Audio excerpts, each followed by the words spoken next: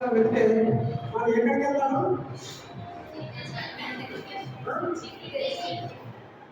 తర్వాత ఈ మార్గం కూడా వెళ్తే వాళ్ళు ఎక్కడికి వెళ్తారు? నిత్య మరణానికి వెళ్తారు అని నేర్చుకున్నాం. కాబట్టి ఈరోజు విశాలమైన మార్గము, ఇరుకు మార్గము. చాలా మందికి ఇరుకులో పనిచేయడం కానీ ఇరుకులో ఉండడం కానీ కష్టంగా ఉంది. కానీ విశాలమైనటువంటి మార్గంలో, విశాలమైనటువంటి స్థలంలో ఉండడానికి, స్వేచ్ఛగా ఉండడానికి మనం కోరుకుంటాం కదా. కాబట్టి ఈ విశాలమైనటువంటి మార్గము గురించి, ఇరుకు మార్గం గురించి ఇక్కడ విషయం ఏంటి అంటే, విశాలమైనటువంటి ఆ ప్రక్క మార్గం కూడా ఎవరైతే ప్రయాణం చేస్తున్నారో వారు ఎక్కడికి నడిపించబడతారు? విద్య నరకాలని నడిపించబడతారని చూస్తూ ఉంటాం. అలాగే దేవుని యొక్క ఇరుకైనటువంటి రాజమార్గం గుండా ప్రయాణించేటటువంటి వారు ఎక్కడికి చేరుతారు? నిత్య జీవానికి లేక పరలోకంలో ఆయనతో సదాకాలం ఉండడానికి వెళ్ళేటటువంటి వారుగా ఉంటాము. కాబట్టి దీనికి సంబంధించినటువంటి ఈరోజు విశాలమైన మార్గము, ఇరుకు మార్గము. ఈ విశాలమైనటువంటి మార్గాల నుంచి వెళ్ళినటువంటి కొంతమంది వ్యక్తుల చిత్రాలను మనం చూస్తాం. ఒక 4 వ్యక్తులు ఆ విశాలమైనటువంటి మార్గం కూడా వెళ్ళారు. వారు ఏ తలపులు కలిగినటువంటి వారుగా ఉంటారో అది మనం ఇప్పుడు ధ్యానించబోతా ఉన్నాం. ఉదాహరణకి ఇక్కడ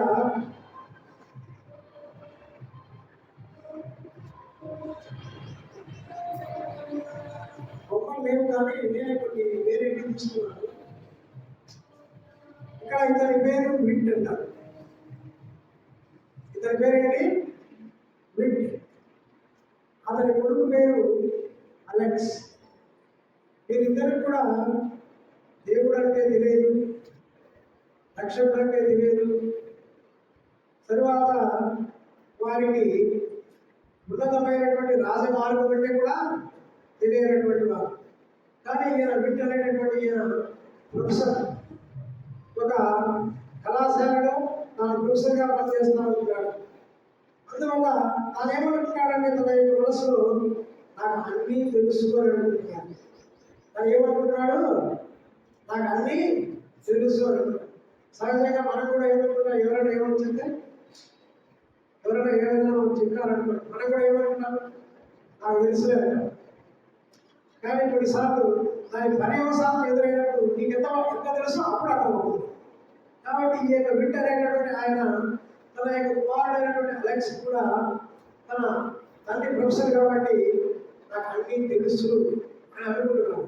కానీ ఆయనకి ఏం తెలియదు? యేసు క్రీస్తు ప్రభు రక్షకుడు అనే విషయము లేదు.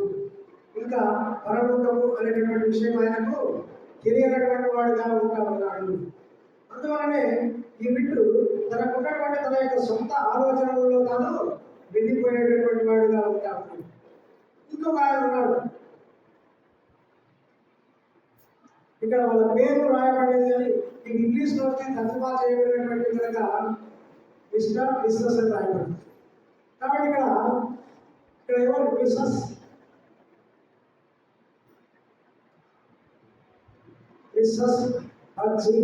పేరు పేరు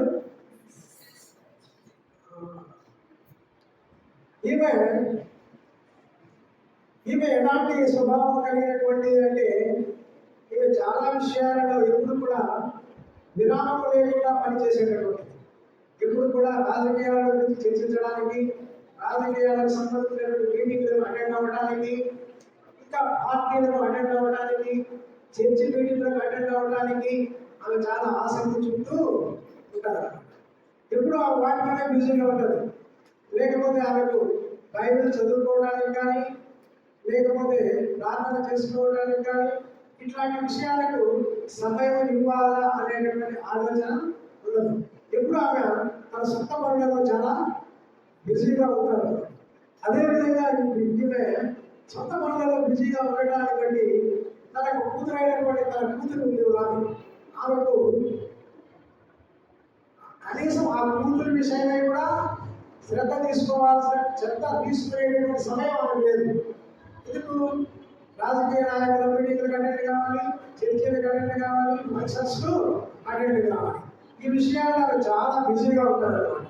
అందువల్ల కనీసం తన యొక్క సొంత కూతురితో కూడా సమయం గడపడానికి, కొంత సమయం వెచ్చించడానికి ఆమెకు సమయమే లేకుండా పోయింది. వెచ్చించాలనేటువంటి ఆశ కూడా ఆమెను లేకపోవడాన్ని బట్టి ఈ బిజినెస్ కూతురు కూడా తాను కూడా తన ఇష్టానుసారంగా జీవించడం నేర్చుకుంది.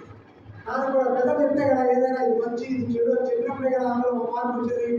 కాబట్టి ఆమె కూడా తన ఇష్టానుసారమైనటువంటి జీవితాన్ని తాను ఎంచుకున్నట్టుగా మనం చూస్తూ ఉంటాం.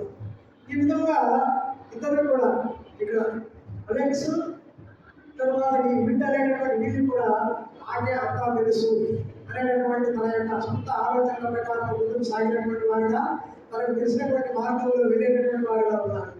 ఇక్కడ బిజినెస్ వర్క్ తర్వాత ఆమె కూతురు కూడా ఇద్దరు కూడా బైబిల్ చదువుకోవాలని కానీ, ప్రార్థన చేసుకోవాలని కానీ, ఇట్లాంటి విషయాలకు సమయాన్ని ఇవ్వకుండా సొంత కూతురు కూడా పట్టించుకోవాలని తీరిక లేనటువంటి సమయాన్ని గడిపినటువంటిదిగా నాను ఉంటాను. వీళ్ళిద్దరూ కూడా వారికి ఇష్టమైనటువంటి విశాలమైనటువంటి మార్గాలలో ప్రయాణం చేస్తూ ఉంటారు. ఇంకొక ఆయన ఉన్నాడు ఇక్కడ, హ్యాంక్ అని.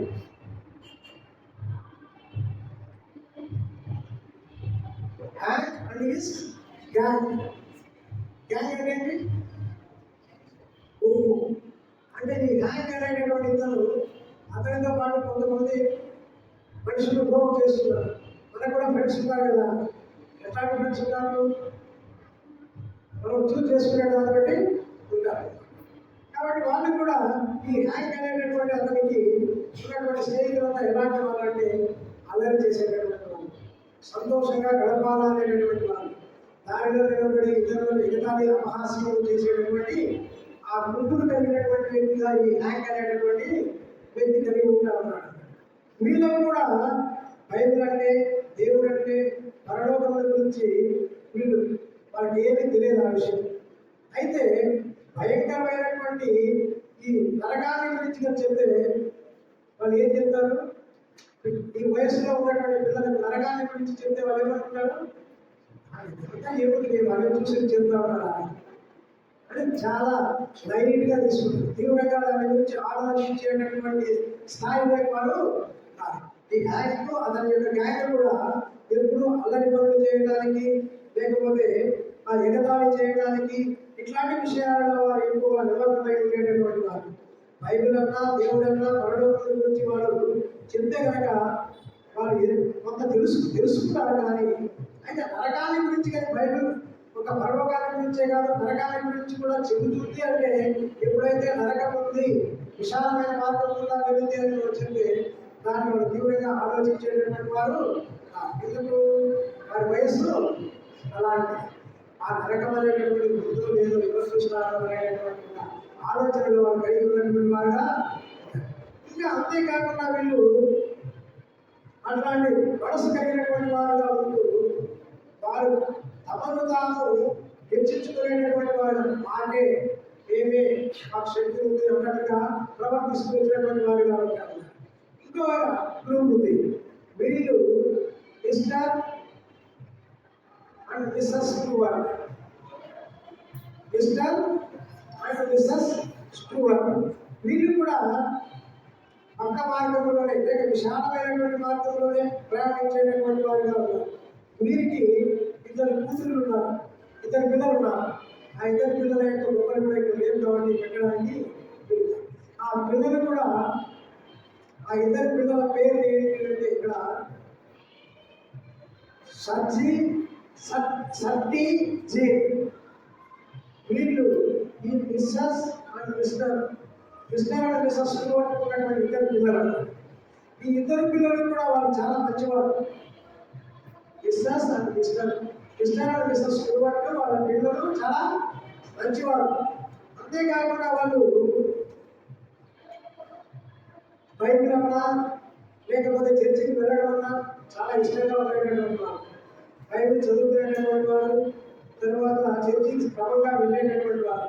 వాళ్ళు ఏమనుకుంటున్నారంటే, మేము బాగా సక్రమంగా జీవిస్తూ ఉన్నాము, మేము ఎవరికి హాని చేయడం లేదు, కాబట్టి మేము సక్రమమైనటువంటి జీవితం జీవిస్తూ ఉన్నాము, కాబట్టి మేము పరలోకము చేరుతాము, పరలోకానికి చేరేందుకు బైబిలే మార్గము అని వారి సొంత నీతి కలిగినటువంటి వారుగా జీవిస్తూ ఉంటారు. ఎవరు? ఎస్తర్ అండ్ మిస్సెస్ వాళ్ళ పిల్లలు ఎట్లాంటి స్వభావం కలిగిన వారుగా ఉన్నారంటే, వాళ్ళు మేము చాలా మంచివారు, మేము బైబిల్ చర్చికి వెళ్తాము, అన్ని సక్రమంగా కార్యక్రమాలు చేసుకుంటూ ఉన్నాము, ఒకరికి ఏదైనా ఎలాంటి హాని తలపెట్టేటటువంటి వారంగా మేము లేము. కాబట్టి మేము చాలా ఒక విధంగా మేము బైబిల్ నమ్ముతా ఉన్నాము, మేము పరలోకానికి వెళ్తాము అనేటటువంటి నమ్మకంతో వారు కలిగినటువంటి వారుగా ఉంటారు. కాబట్టి యేసు ప్రభు వారిని వారు నమ్ముతా ఉన్నారు. అయితే ఆయన చాలా మంచివాడు, మంచి పనులు చేసినటువంటి వాడు అని నమ్ముతారు. కానీ అయితే మనకు బైబిల్లో యోహాను సువార్త 3వ అధ్యాయం 16వ వచనంలో రాయబడినట్లుగా, యోహాను సువార్త 3వ అధ్యాయము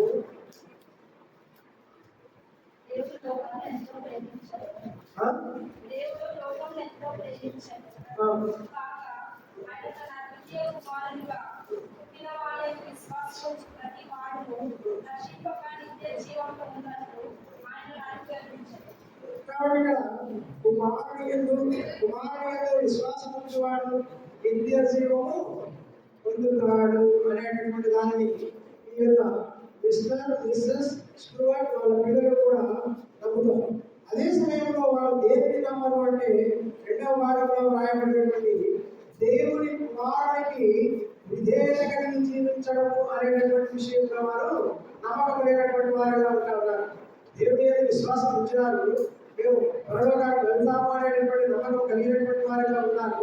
అదే సమయంలో వారు దేవుని యొక్క వినయము విధేయత లోబడి ఉండడం అనేటువంటిది లేనటువంటి వారుగా ఉంటారు.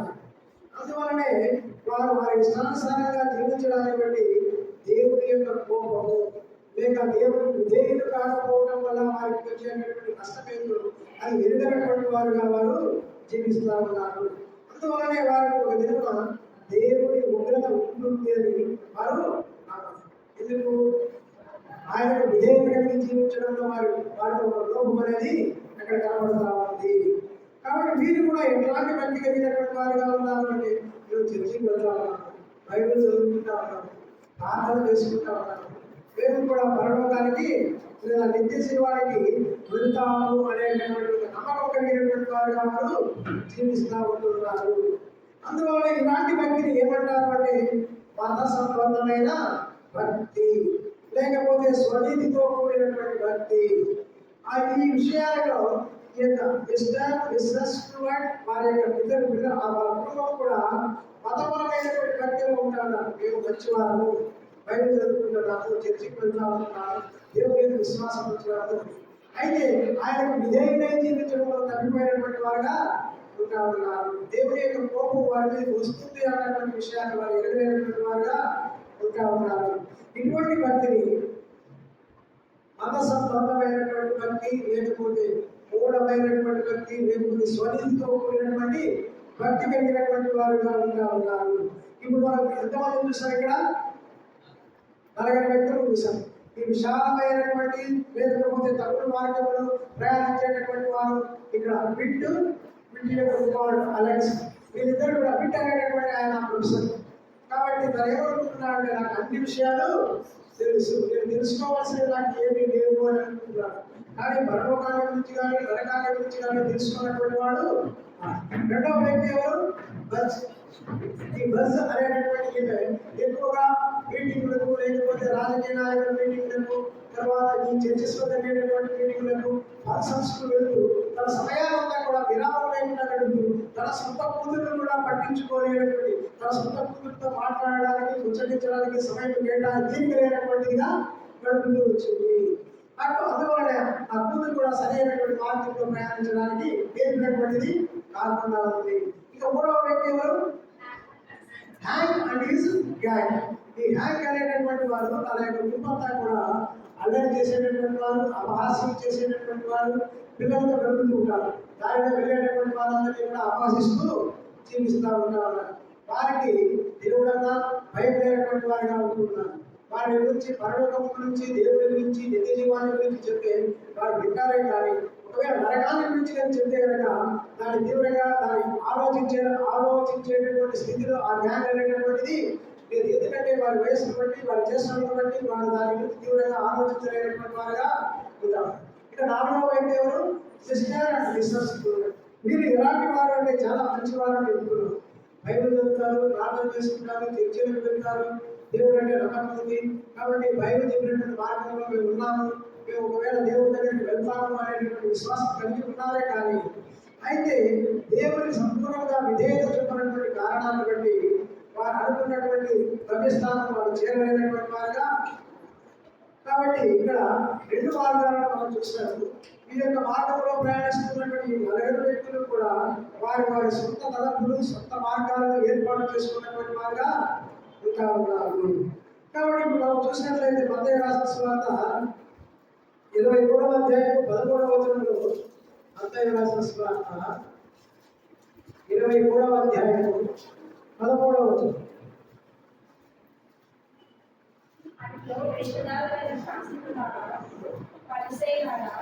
నేను మనుషుల ఎదుట పరలోక రాజ్యం మూయుడు వీరందరూ ప్రవేశించు వారిని ప్రవేశింపలేదు. వీళ్ళు పరలోక రాజ్యంలో ప్రవేశించాలా అనేటువంటి లేదు అనేది విశ్వసించుకున్నట్టుగా కలిగి ఉన్నారు. కానీ మీరు ఏమైనా ప్రవేశిస్తున్నారా? ప్రవేశించలేకపోతారు. ప్రవేశించే వారిని కూడా ఏం చేస్తా ఉన్నారు? ప్రవేశింపలేకుండా చేస్తా ఉన్నారు. కాబట్టి నీవు నేను కూడా ఇక్కడ 12వ వచనం చదవండి. ఇక్కడ అదే మత్తయి రాసిన సువార్త 7వ అధ్యాయం 12వ వచనం.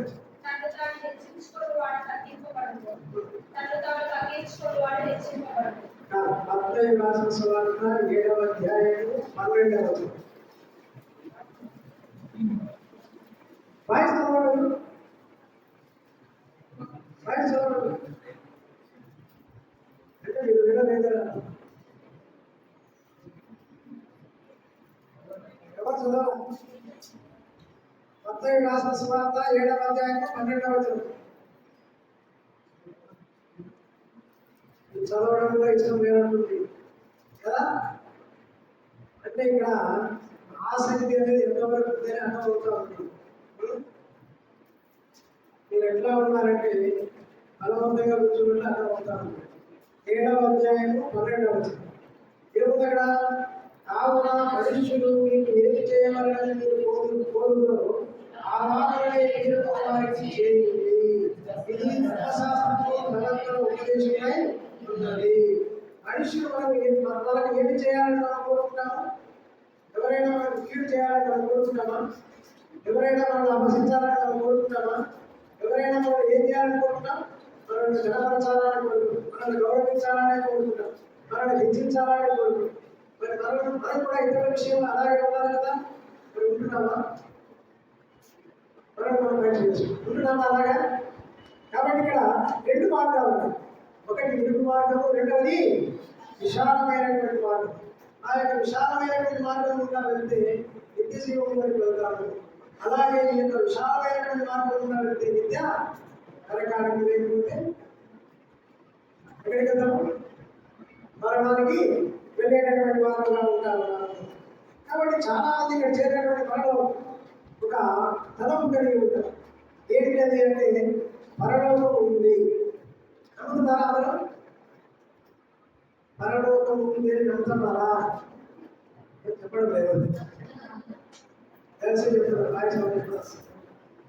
కాబట్టి పరలోకం ఉంది అని అనేక నమ్ముతారు. అతనికి వెళ్ళాలా, వెళ్ళే మార్గం కూడా తెలిసినా తెలియకపోయినా పరలోకం ఉంది అని అనుకుంటారు. పరలోకం దానికి వెళ్ళాలా అనేటటువంటి ఆశ అయితే మీరు వేరే అందుకే చెప్పడం చెప్పాలి. పరలోకానికి వెళ్ళాలనుకుంటున్నామా లేదా? చనిపోయినప్పుడు ఏదో ఒకటి వస్తుంది మరణం. అప్పుడు చనిపోయిన తర్వాత ఎక్కడికి వెళ్తామంటే బైబిల్ 2 స్థలాలు చెప్తా ఉంది. ఒకటి నరకము, 2 పరలోకం. మరి మనమంతా కూడా ఎక్కడికి వెళ్ళాలని నాకు ఆలోచన కలిగి ఉంటున్నాము? ఎక్కడికి చెప్పాలి? పరలోకానికి వెళ్ళాలి అనేటటువంటి ఆ తలంపు అయితే నీవు నేను కలిగినటువంటి వారుగా ఉంటారు. అదే సమయంలో ఎరిగినా ఎరగకపోయినా, పరలోకం ఉంది అనేటటువంటి విషయాన్ని ఎదిగినా ఎరగకపోయినా మన ఆశ ఏంటి? ఆ పరలోకానికి వెళ్ళాలా అనేటటువంటి ఆశ కలిగినటువంటి వారుగా మనం ఉంటున్నాము. అయితే ఈ బైబిల్ కూడా పరలోకాల గురించి మాత్రమే చెప్పడం లేదు, నరకాన్ని గురించి కూడా వివరిస్తూ ఉంది. కాబట్టి నరకాన్ని గురించి మనం చెప్పేటప్పుడు చాలా మంది ఎప్పుడైనా మనం బయట స్వార్థ చెప్పేటప్పుడు పరలోకం గురించి స్వర్గాన్ని గురించి చెప్తే కొన్నిసార్లు చెవులు వేలేస్తారు. కానీ వెంటనే నరకాల గురించి తీర్పుల గురించి మనం చెప్తామంటే వెంటనే ఏమొస్తుంది? వాటిని మన మన మాటలకు వారి చెవిని ఇచ్చేటటువంటి వారుగా వారు ఉంటారు. కాబట్టి మనం ఈ విధంగా చూస్తే మత్తయి రాసిన సువార్త 23వ అధ్యాయం 13వ వచనంలో ఒక మాట రాయబడింది. ఇప్పుడు మనం చదువుకున్న రాయబడింది. మత్తయి రాసిన సువార్త 23:13. అయ్యో దేశదారులైన శాస్త్రులారా, పరిసయ్యులారా, మీరు మనుషుల ఎదుట పరలోక రాజ్యాలకు మూయుదురు. మీరు అందులో ప్రవేశించి వారిని ప్రవేశింపనీయరు. కాబట్టి వారు ప్రవేశించాలనుకునేటటువంటి వారు కూడా ప్రవేశించడానికి వీలు లేకుండా చేసేటటువంటి వారుగా ఉన్నారు. ఇప్పుడు అట్లాంటి వ్యక్తిని బైబిల్ గ్రంథంలో ఒక వ్యక్తి యొక్క జీవితాన్ని గురించి మనం చూస్తాం. చూడండి, అపోస్తలుల కార్యములు 9వ అధ్యాయం 1-2. సౌలు ఇంకను ప్రభు యొక్క శిష్యులను బెదిరించుటయు హత్య చేయుటయును తనకు ప్రాణదాయకమైనట్టు ప్రధాన యాజకుని యొద్దకు వెళ్ళి ఈ మార్గమునందున్న పురుషులైనను స్త్రీలైనను కనుగొన్న ఎడల వారిని బంధించి యెరూషలేమునకు తీసుకొని వచ్చుటకు దమస్కులోని సమాజంలో వారికి పత్రిక నిమ్మని అడిగారు. సౌలు ఇంకను ప్రభు యొక్క శిష్యులను బెదిరించుటయు హత్య చేయటయును తనకు ప్రాణాధారమైనట్టు ప్రధాన యాజకుల యొద్దకు వెళ్ళి ఈ మార్గమందున్న పురుషులనైనను స్త్రీలనైనను కనుగొన వారిని బంధించి యెరూషలేమునకు తీసుకొని వచ్చుటకు దమస్కులోని సమాజంలో వారికి పత్రిక నిమ్మని అడిగారు. ఇక్కడ ఒక వ్యక్తి మీ గురించి తెలుసు. ఆ వ్యక్తి పేరు సౌలు ఎలాంటి వ్యక్తిగా ఉంటా ఉన్నాడంటే తన సొంత మార్గంలో నడిచేటటువంటి వాడిగా ఉంటా ఉన్నాడు. తను ఏదైతే యూదా మతంలో ఉన్నాడో ఆ మతం గురించినటువంటి భక్తిలో ఉంటూ ఆ ధర్మశాస్త్రం ప్రకారం ఏవైతే తను నమ్ముతా ఉన్నాడో వాటినన్నింటినీ అనుసరిస్తూ జీవిస్తూ తన సొంత మార్గంలో తాను ప్రయాణించేటటువంటి వాడిగా ఉంటా ఉన్నాడు. అక్కడ యూదుల సమాజంలో ఎవరైనా యేసుక్రీస్తు ప్రభువును సొంత రక్షకుడిగా అంగీకరించిన వారు ఎవరైనా ఉంటే వారిని ఏం చేస్తున్నాడట? వారిని హింసిస్తూ ఉన్నాడు, వారిని చెరసాలలో వేయించడానికి ప్రయత్నం చేస్తూ ఉన్నాడు. ఇంకా అంతేకాకుండా వారిని బెదిరించడానికి ప్రయత్నం చేసినటువంటి వ్యక్తిగా ఉంటా ఉన్నాడు.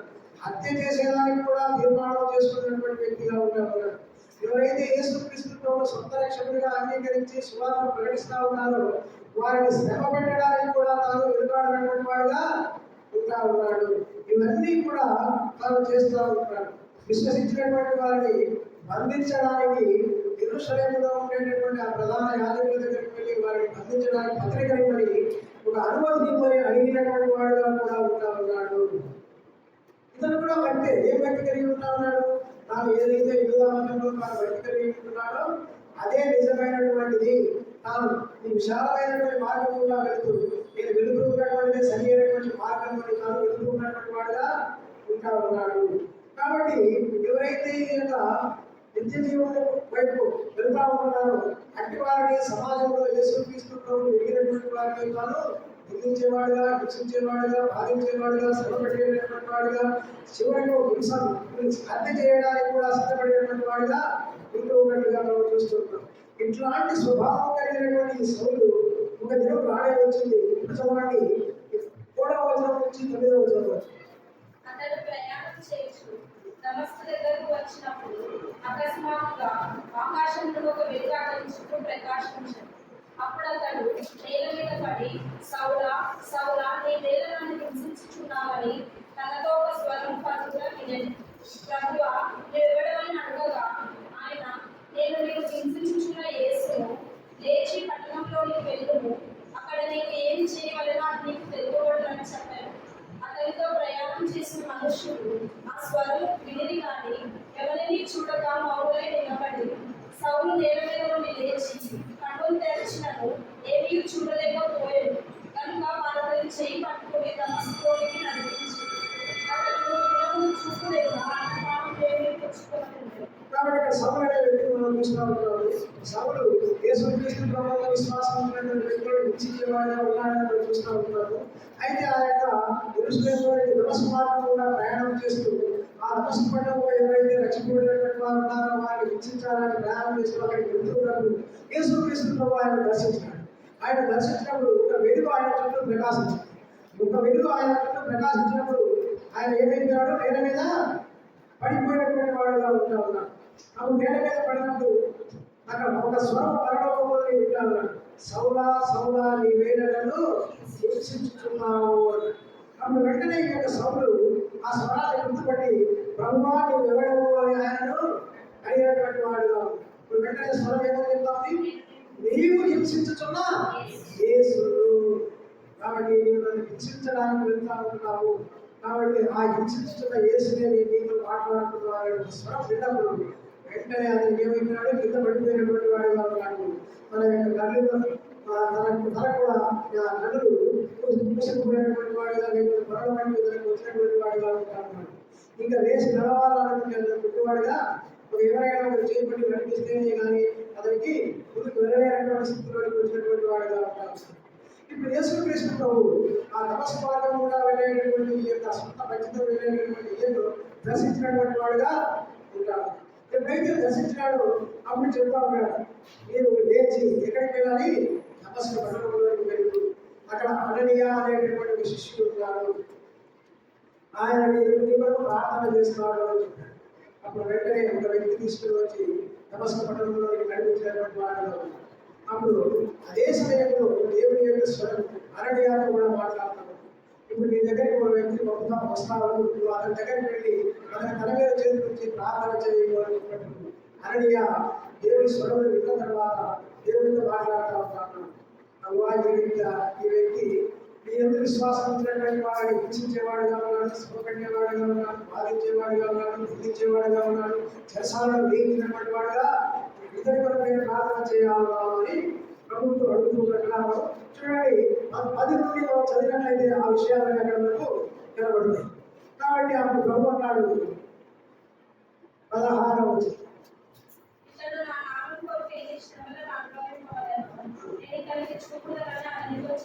కాబట్టి అతని విషయం నాకు తెలుసు, నువ్వు వెళ్ళి అతని తల మీద చేతులు వచ్చి ప్రార్థన చేయి.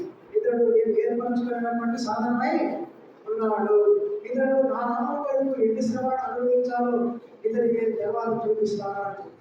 వెంటనే అననీయ సౌలు దగ్గరికి వెళ్ళాడు. సౌలు తల మీద చేతుల నుంచి ప్రార్థన చేసినాడు. సౌలు ఎప్పుడైతే ప్రార్థన చేసినాడో అతని గడవడి బరువు రాలిపోయినాయి. దృష్టి కలిగినటువంటి వాడుగా ఉంటా ఉన్నాడు. కాబట్టి 18వ వచనం, అప్పుడే అతని కన్నుల నుండి పొరల బయటికి రాగా దృష్టి కలిగి లేచి బాప్తిసం పొందెను. తర్వాత ఆహారం పుచ్చుకొని బలపడాడు. కాబట్టి ఇప్పుడు సౌలు ఏ మార్గం హింసిస్తుంటే వచ్చినటువంటి వ్యక్తి ఇప్పుడు యేసుక్రీస్తు నిజమైనటువంటి దేవుడు, పాపములను క్షమించే అధికారం కలిగినటువంటి దేవుడు, నిత్య జీవాన్ని ఇచ్చేటటువంటి దేవుడు అనేటువంటి సత్యాన్ని ఈ సౌలు ఎరిగినటువంటి వాడుగా ఉన్నాడు. ఎప్పుడైతే ఎరిగినాడో వెంటనే బాప్తిసానికి కూడా సిద్ధపడినటువంటి వాడుగా ఉంటా ఉన్నాడు. ఆ తర్వాత ఆహారం తీసుకొని తాను బలం పుచ్చుకున్నటువంటి వాడుగా ఉండి ఆ పట్టణంలో ఉండేటటువంటి యేసుక్రీస్తు ప్రభువును విశ్వసించినటువంటి ఆ శిష్యులతో కూడా సహవాసం చేసేదానికి సహవాసంలో ఉన్నటువంటి వాడుగా ఉంటా ఉన్నాడు. ఇప్పుడు వారితో సహవాసంలో ఉంటూ ఆ పట్టణంలో ఏం చెప్తా ఉన్నాడు? తాను యేసే రక్షకుడు అని ప్రకటిస్తున్నాడు. ఇదివరకు అతను ఏం చేసినాడు? ఎవరైతే యేసుక్రీస్తు ప్రభు రక్షకుడిని ప్రకటిస్తూ వచ్చినారో వారిని శ్రమ పెట్టినవాడు, హింసించినవాడు, బంధించినవాడు, చెరసాలలో వేయడానికి కూడుకున్నటువంటి వాడుగా ఉన్నటువంటి వ్యక్తిని ఎప్పుడైతే దేవుడు దర్శించినాడో దర్శించినటువంటి సమయంలో వెంటనే ఆయన నిజమైనటువంటి దేవుడు అని ఎగినటువంటి వాడుగా ఉన్నాడు. ఇప్పుడు ఈ శిలువ ద్వారా ఇక్కడ ఇది వచ్చినప్పుడు ఈ మార్గంలో ప్రయాణిస్తున్నటువంటి సౌలు కూడా ఇది సౌలు ఇంకా ఎప్పుడైతే ఎగినాడో వెంటనే యేసుక్రీస్తును సొంత రక్షణగా అంగీకరించినటువంటి వాడుగా ఉన్నాడు. ఎప్పుడైతే ఆయన సొంత రక్షణగా అంగీకరించినాడో ఆనాటి నుండి ఇది వరకు ఏదాకైతే ధృవీకరించినాడో దానిని ప్రకటించేటటువంటి వాడుగా ఉంటాడు. అదే సమాజంలో ఇదివరకు ధృవీకరించినటువంటి వ్యక్తిని గురించి ప్రకటిస్తూ ఉంటే ఆ ప్రజలంతా కూడా ఏమనుకుంటారు? ఆ ప్రజలంతా ఏమనుకుంటారు? ఈ దగ్గర పిచ్చిపట్టేది అనుకుంటారు. అనుకుంటారు. కానీ తాను నమ్మినటువంటి దేవుడి గురించి తాను ప్రకటించడంలో ఎంతో తీవ్రత కలిగినటువంటి వాడిగా ఉంటున్నట్టుగా ఇక్కడ చూస్తూ ఉంటారు. కాబట్టి ఈ విధంగా ఒకప్పుడు ఎంతో గర్వంతో ఎంతో నాకు అన్ని తెలుసు అనేటటువంటి గర్వంతో ఉన్నటువంటి ఈ వ్యక్తి తాను ఎంతో ఇతరులను హింసించడానికి కోరుకున్నటువంటి ఈ వ్యక్తిలో ఎప్పుడైతే దేవుడు దర్శించినాడో తన పాపాన్ని తనకు చూపించినాడో తాను మార్పుని ఇప్పుడు ఉరికైనటువంటి మార్గంగా ప్రయాణించడానికి తాను తీర్మానం చేసుకున్నటువంటి వ్యక్తిగా ఈ విధంగా నీవు కూడా ఈ మాటలన్నింటిలో ఉన్నటువంటి నీవు కూడా ఈ సౌలు లాగానే ఈ సొంత మార్గంలో ఈ సొంత ఆలోచనలు ఈ నలుగురు వ్యక్తులు ఏ విధంగా తమకు కలిగినటువంటి సొంత ఆలోచనలు కూడా ప్రయాణిస్తూ విశాల మార్గంలో నిత్య మరణానికి రెచ్చగొడతా ఉంటున్నారు. అట్లాగానే నీ ఆలోచనలు ఎలాగ ఉన్నాయో నీవు పరీక్షించుకొని సౌలు ఏ విధంగా ఒకప్పుడు తన మార్గం నుండి ఇటువైపు వెళ్ళేటటువంటి వాడు ఇటువైపు తిరిగి తిరుగు మార్గానికి ప్రయాణించడానికి సిద్ధపడినటువంటి వాడుగా తాను సిద్ధపడినట్లుగా మీరు కూడా సిద్ధపడాలా అనేటటువంటిది ఈ దినం యొక్క పాట. కాబట్టి మానవుని యొక్క విశాలమైనటువంటి ప్రక్క మార్గం నరకానికి నడిపిస్తుంది. అదే సమయంలో దేవుని యొక్క ఇరుకైనటువంటి మార్గము పరలోకానికి నడిపిస్తుంది. కానీ ఈ మార్గంలో ఎన్నుకోవాల్సినటువంటి బాధ్యత ఎవరిది? వాక్యం ఉన్నటువంటి నీవు, చెబుతూ ఉన్నటువంటి నేను ఆ మార్గాన్ని ఎంచుకోవాల్సినటువంటి ఆ తీర్మానం చేసుకోవాల్సినటువంటి బాధ్యత ఎవరి మీద ఉంది? ఈ మాట వింటున్నటువంటి మీ మీద ఉంది. ఇప్పుడు మీరు ఏ తీర్మానం చేసుకుంటారు? మార్గం యొక్క విశాలమైనటువంటి ఈ పక్క మార్గంలో ఈ నలుగురు నడిచినటువంటి ఆ మార్గంలో వెళ్ళడానికి మీరు తీర్మానం చేసుకోవడానికి సిద్ధంగా ఉన్నారా? లేక సౌలు వలె ఒకప్పుడు సౌలు తన యొక్క పాత మార్గంలో విడిచిపెట్టి నిత్య జీవాన్ని నడిపించేటటువంటి మార్గం వెళ్ళడానికి తాను తీర్మానం చేసుకున్నట్టుగా మీరు కూడా ఆ నిత్య జీవానికి వెళ్తారు. మీరు కూడా ప్రభుత్వంలో ఆయనతో కూడా సదాకాలంలో ఉండాలి అంటే ఈ పాపముల విషయమై ఈ పాత జీవితం విషయమై నువ్వు చింతించి దేవుడి దగ్గర క్షమాపణ అడిగినట్లయితే దేవుడు క్షమిస్తాడు. నిన్ను కూడా సౌలుని మార్చినట్టుగా సౌలు నిన్ను కూడా మారుస్తాడు. కాబట్టి అతని పేరు సౌలు, అతని పేరు కూడా ఏమైంది? పౌలుగా మార్చబడింది. అది ప్రయాణిస్తున్నటువంటి మార్గం ఒకవైపు ఉంటే తిరిగి అతని ఇటువైపు తిరిగి దేవుడి వైపు తిరిగినటువంటి వాడుగా ఉంటున్నాడు. ఈ సమయంలో తీర్మానం ఇది. ఏ తీర్మానం చేసుకుంటామో ఆ తీర్మానమే భవిష్యత్ జీవితాన్ని కూడా నిర్ణయించేదిగా ప్రారంభిస్తాం.